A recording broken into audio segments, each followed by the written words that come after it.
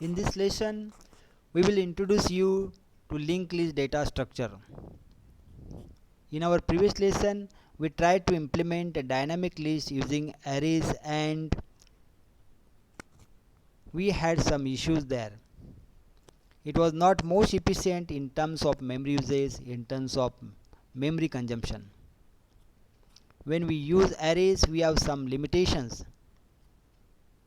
To be able to understand linked list well, we need to understand these limitations. So I am going to tell you a simple story to help you understand this. Let us say this is computer's memory and each partition here is 1 byte of memory. Now as we know, each byte of memory has an address. We are showing only a section of the memory, that's why it is extending towards the bottom and the top.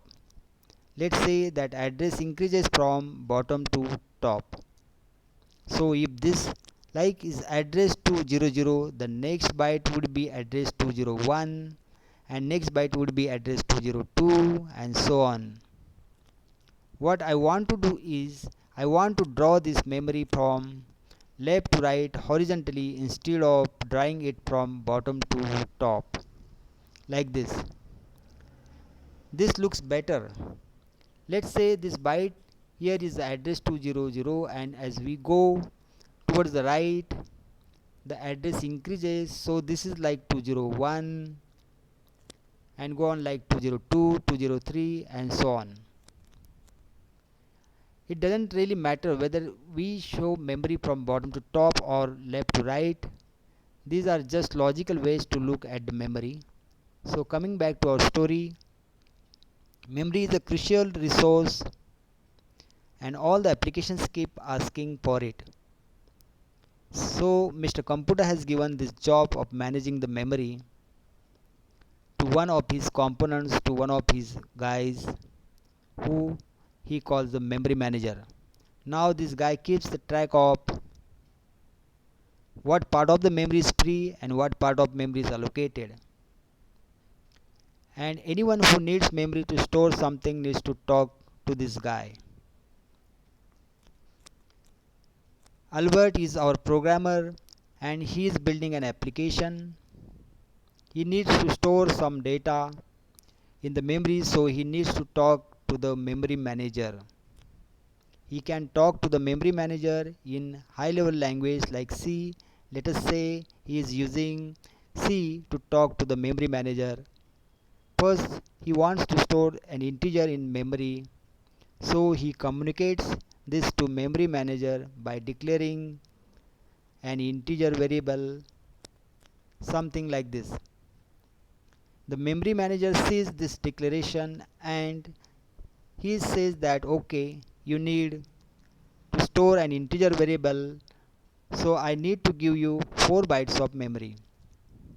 Because integer variable is stored in 4 bytes in a typical architecture, and let us say in this architecture it is stored in 4 bytes. So the memory manager looks for 4 bytes of free space in the memory and assigns it, allocate it for variable x. Address of block of memory is the address of the first byte in the memory.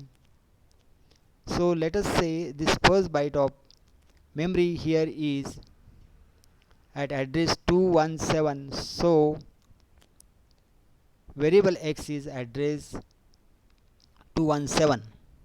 So memory manager kind of communicates it back to the Albert that assign address 217 for your variable x. You can store whether you want there, and Albert can fill in any data into this variable. Now Albert needs to store a list of integers, a list of numbers, and he thinks that the maximum number of integers in this list will be 4. So he asks the memory manager for an integer array of size 4 names A. Now array is always stored in memory as one contiguous block of memory. So memory manager is like, okay, I need to look for a block of memory of 16 bytes for this variable, this array A. So the memory manager allocates this block starting address 201 and ending address 216 for this variable A, which is an array of 4 integers. Because array is stored as one contiguous block of memory, and memory manager conveys the starting address of this block whenever Albert tries to access any of the elements in the array. Let's say he tries to write the value at the fourth element in the array, which he accesses a of 3. Albert's application knows where to write this particular value because it knows the base address, the starting address of the block A, the array A, and from base address using the index which is 3 here, it calculates the address of A of 3. So it knows that A of 3 is at address 213. Access any of the elements in the array. The application takes constant time, and this is the one awesome things about the arrays, that irrespective of the size of the arrays, the application can access any of the elements in the array in constant time. Now let's say Albert uses this array of 4 integers to store his list. So I will fill in some values here at this position. Let's say this is 8, this is 2, this is 6, this is 5, this is 4. Now Albert at some point feels that okay, I need to have one more elements in this list. Now he has declared an array of size 4 and he wants to add a fifth element in the array. So he asks the memory manager that, hey, I want to extend my array A. Is it possible to do so? I want to extend the same block. And the memory manager is like, when I allocate memory for array, I do not expect that you will expect an extension, so I use whatever the memory available adjacent to that block for other variables. In some cases I may extend the same block, but in this case I have an element, a variable x next to your block, so I cannot give you an extension. So Albert is like, what all options do I have? Memory manager is like, you can tell me the new size and I can recreate a new block at some new address, and we will have to copy all the elements from the previous block to the new block. So Albert says that okay, let's do it. But the memory manager is like, you still need to give me the size of the new block. Albert thinks that this is time he will give a block large size for the new array or the new block so that it does not fill up. This new block starting address 220 is allocated. Albert asks memory manager to free the previous block, and this is some cost.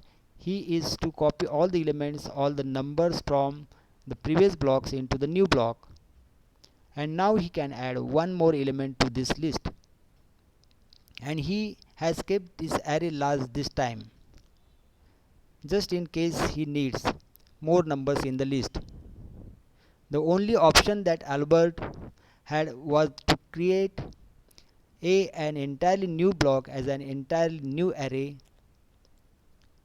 and Albert is still feeling bad because if the list is too small, he is not using some part of the array, and so memory is getting wasted.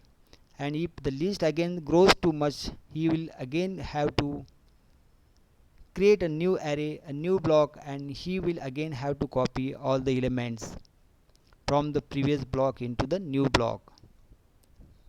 Albert is desperately seeking a solution to this problem, and the solution to this problem is a data structure named linked list.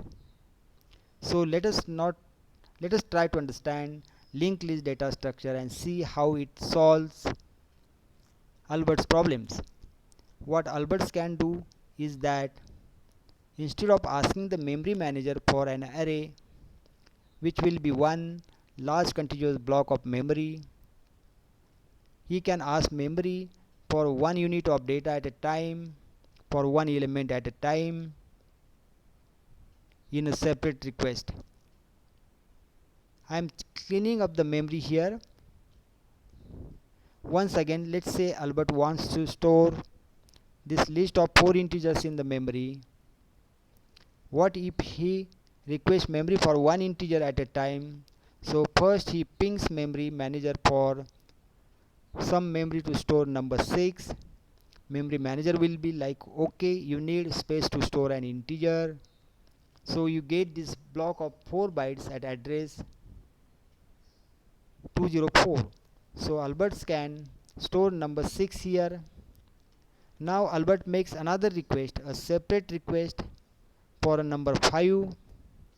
Let's say he gets this block starting address 2117 for number 5.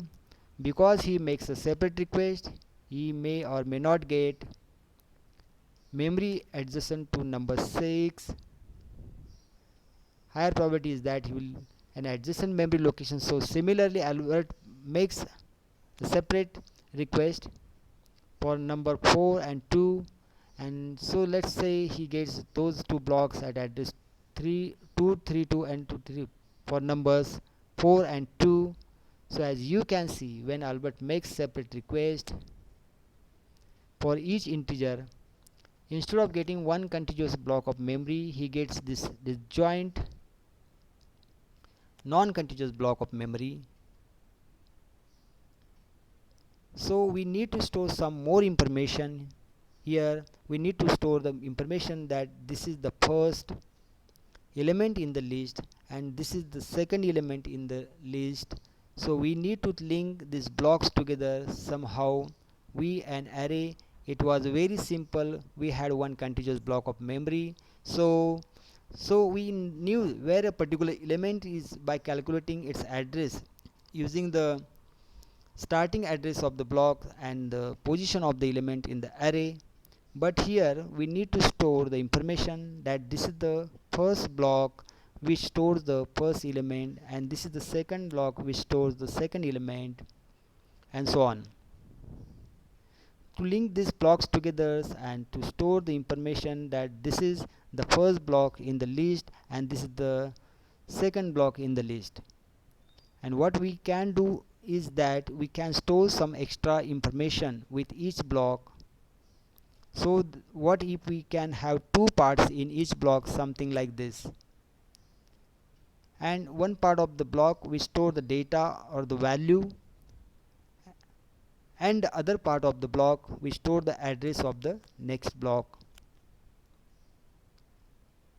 In this example, in the first block, the address part would be 217, the address of the next block that stores 5, and in this next block, this or second block, address part would be 232. In the block at address 232, we will store the address 242, the address of the next block that stores the number 2, and the block at the 242 is the last block. There is no next block after this. So in the address part we can have address at 0. 0 is the invalid address. 0 can be used to mark that this is the end of the list. There is no link to the next, no or next block after this particular block. So Albert now actually has to request memory manager for block of memory that will store two variables. One, an integer variable that will store the value of our element, and one a pointer variable that will store the address of the next block, the next node in the list. In C, he can define a type named node like this. He will have two fields in the node, one to store the data, this fields, and will be an integer, and one more field to store the address of the next node on the list. So Albert will ask memory for a node from the memory manager, and the memory manager will be like, okay, you need a node that needs 4 bytes for an integer variable and 4 more bytes for the pointer variable that will store the address. Pointer variable also in a typical architecture is stored in 4 bytes. So now memory manager gives us a block of 8 bytes, and we call this block a node. Notice that the second field in the node structure is the node star, which means pointer to node. So this field will only store an address of the next node in the list. So if we store the list like this in the memory as those non-contiguous nodes connected to each other, but then this is the linked list data structure. Logical view of the linked list data structures will be something like this. Data is stored in these nodes, and each node stores the data as well as link to the next nodes. So each node kind of points to the next node. The first node is also called the head node, and the only information about the list that we keep all the time is address of the head node or address of the first node. So address of the head node kind of gives us an access to the complete list. The address in the last node is null or 0, which means that last node does not point to any other node. Now if we want to traverse the linked list, the only way to do is we start at the head. We go the first guy, and then we ask the first guy the address of the next guy, address of the next node, and then we go to the next node and ask the address of the next node, and this is the only way to access the elements in the linked list. If we want to insert a node in the linked list, let's say we want to add number 3 at the end of the linked list, then all we need to do is the first create a node in the linked list. First create a node independently, and separately it will get some memory location. So we created this node with value 3. Now all we need to do is fill the address properly, adjust these links properly, so the address of this particular node will be filled in this node with value 2, and the address part can be null, so it is the last node. It does not point to any other node. Let's also show these nodes in the memory here. So I have written the address of each node in brown at the top of these nodes, and I have also filled in this address field of each node. Let's say the node for value 3 gets address 252. So this is how things will be in the memory, and this is the how things will be the linked list. Is always identified by address of the first node, and unlike array we cannot access any of the elements in constant time.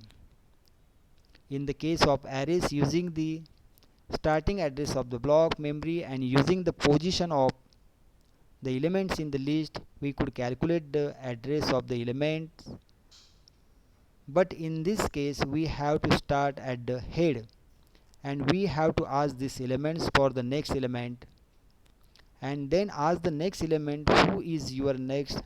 It's like playing treasure hunt. you go to the first guy and then you get the address for the next second, and then you go to the second guy and you get the address of the third, and so time taken to access the elements will be proportional to the size of the list. So let's say the size of the list is n, so there are n elements in the list. In the worst case, to traverse the last element, we will go through all the elements, so time taken to access the elements is proportional to n. Or in other words, we say that this operation will cost us, or rather the time complexity of this operation is big OH of n. Insertion into the list, we can insert anywhere in the list. We first need to create a node and just adjust these links properly, like say I want 10 at third position in the list, so all we need to do is create a node, store the value 10 in the data part, something like this. Let's say we get the node at the address 310, so we will adjust the address field in the second node to point to this node at the address 310, and this node will point to the node with value 4. Now to insert also, we will have to traverse the list and got the particular position, and so this will be O of n again in terms of the time complexity. The only thing is that the insertion will be a simple operation, so we will not have to do all the shifts as we had to do in array. To insert something in between, we had to shift all the elements towards the higher indices. Similarly, to delete something from this list will also O of n. So we can see some good things about the linked list, that is no extra use of memory, in the sense that some memory is unused. We are using some extra memory, to addresses, but we have the benefits that we create nodes as and when we want, and we can also free the nodes as when we want, so we do not have to guess the size of the list beforehand like array. We will discuss all the operations on linked list and the cost of these operations, as well as the comparisons with the array, in our next lesson. So we will also be implementing linked list in C or C++. So this is all for the basic introduction to linked list. Thanks for watching.